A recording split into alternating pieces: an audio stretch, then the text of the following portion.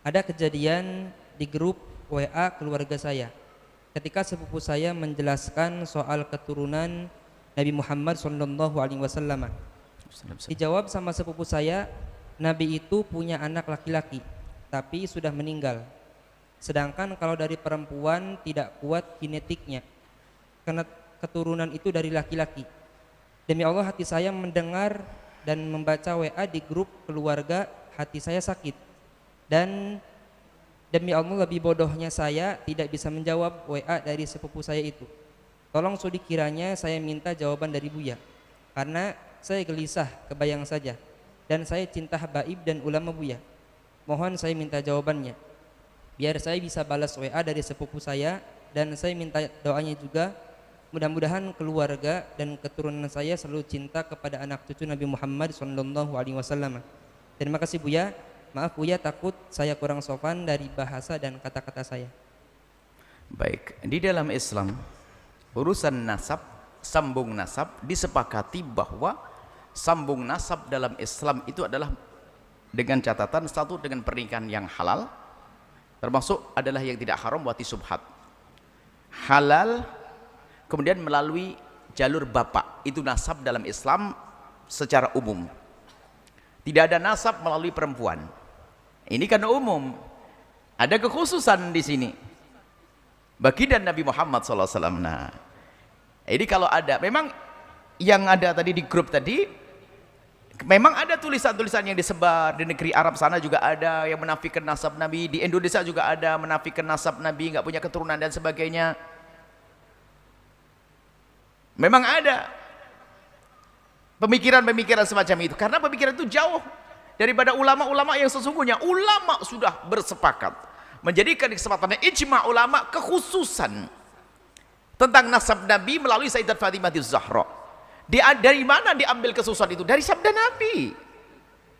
Memang nasab bagi selain Nabi Muhammad adalah melalui jalur bapak, tapi baginda Nabi beda, melalui Sayyidat Fatimah. Yang Sayyidat Fatimah Az-Zahra disebut Fatimah bid'atun minni, Fatimah bagian dariku. Nah, ini difahami para ulama.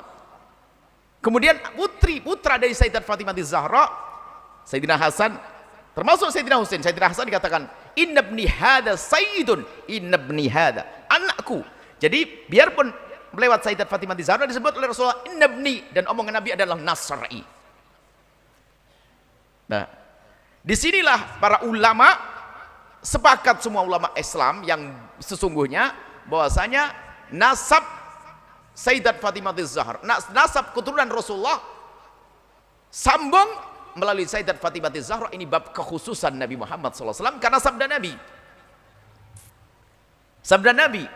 Nah, ini kalau memang ada tulisan semacam itu, ada di negeri kita juga banyak, di negeri Arab sana juga ada, tulisan di Indonesia juga ada. Bahkan yang mengingkari keturunan Nabi ini berbahaya. Bahkan waktu ada orang mengatakan Muhammad tidak punya keturunan, dibantah oleh Al-Quran, inna syani'aka wal abtar. Kita katakan Nabi tidak punya keturunan, Nabi punya keturunan melalui Sayyidat Fatimah Az-Zahra. Tapi hanya di generasi pertama saja. Dari Sayyidat Fatimah Az-Zahra itu saja. Kalau nanti dari keturunannya kok ada melihat perempuan, tidak dihitung lagi. Hanya ini keusulan, karena Nabi yang menyebut Fatimah bid'atun minni. Sayyidat Fatimah adalah, Siti Fatimah bagian daripadaku. Jadi kekhususannya. Selesai hal ini. Jadi kalau ada omongan-omongan itu karena ya kurang belajar, dia kurang baca, nggak ngerti perkataan ulama. Tapi ada orang yang mengaku ulama dan nulis semacam itu, dan jadi diskusi itu ada memang sumbernya. Tapi kita punya keyakinan bahwasanya nasab dzurriyyah Nabi sambung dengan Rasulullah melalui Sayyidat Fatimah Az-Zahra dengan nas. Fatimah bid'atun minni, Imam Bukhari Muslim meriwayatkannya. Inna ibni hada, kitab hadis sahih.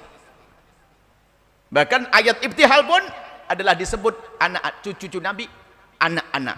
Jadi seperti itu. Baik. Ada hal lain lagi. Yang kedua adalah manidda'a ila ghairi abihi. Nah, jangan ngaku-ngaku punya nasab. Kalau orang berdusta nasab, dosa gede, lam yajid arfal jannati, tidak akan mencium bau surga. Bukan keturunan Nabi ngaku keturunan Nabi. Wah, ini dosa, pengkhianat ini. Ya, harus hati-hati. Bukan keturunan Nabi tiba-tiba ngaku keturunan Rasulullah SAW. Nah, ini adalah dusta. Jangankan kok ngaku keturunan Nabi, ngaku kepada orang lain pun nggak boleh, memalsukan nasab itu nggak boleh, haram, nggak mencium bau surga, apalagi nasabnya Rasulullah. Yang ketiga, jika ada orang mengaku punya nasab kepada Rasulullah, awas, jangan engkau ingkari. Sebab mengingkari nasab adalah juga tidak kalah besar dosanya. Dan sekarang ada orang ingkari nasab, habaib dan sebagainya. Orang ngaku ke Rasulullah dan dia punya sejarah, punya cerita, punya keluarga. Dan semua keluarga menceritakan punya nasab. Anda percaya saja, jangan Anda ribet. Wah, ini dusta dari mana, ini. Mendustakan nasab juga tidak boleh. Memang ini banyak penyakitnya nih. Ada yang ngaku nasab, ngaku-ngaku, ada yang mendustakan. Makanya saya sampaikan semuanya saja. Nasab kepada Nabi sambung, biarpun oleh Sayyidat Fatimah Zahra. Kemudian di generasi itu saja. Kemudian hati-hati, jangan ngaku-ngaku punya nasab kepada Rasulullah. Yang ketiga, jangan mendustakan orang yang mengaku punya nasab kepada Rasulullah sallallahu alaihi wasallam. Kalau dia bohong, urusan dia. Urusan dia dengan Rasulullah. Selagi Anda tidak punya data-data kebohongannya, kemarin anaknya Pak ini waktu tiba-tiba ngaku anaknya cucu Rasulullah kan. Ini kemarin nggak ada ceritanya, tiba-tiba saya ketemu Rasulullah. Selama ini kita kenal. Nah itu bohong. Tapi kalau dia punya cerita bahwasanya ini nasab saya, keluarga saya, ini. Biarpun misalnya belum didata di, kalau di Indonesia Rabithah Alawiyah. Karena banyak habaib-habaib yang di daerah begitu belum sempat ngurus.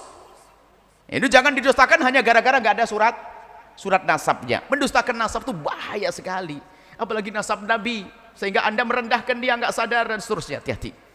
Semoga Allah menjadikan kita pecinta dan perindu ahli bait Rasulullah sallallahu alaihi wasallam, yang bisa menjaga ahli bait Rasulullah sallallahu alaihi wasallam.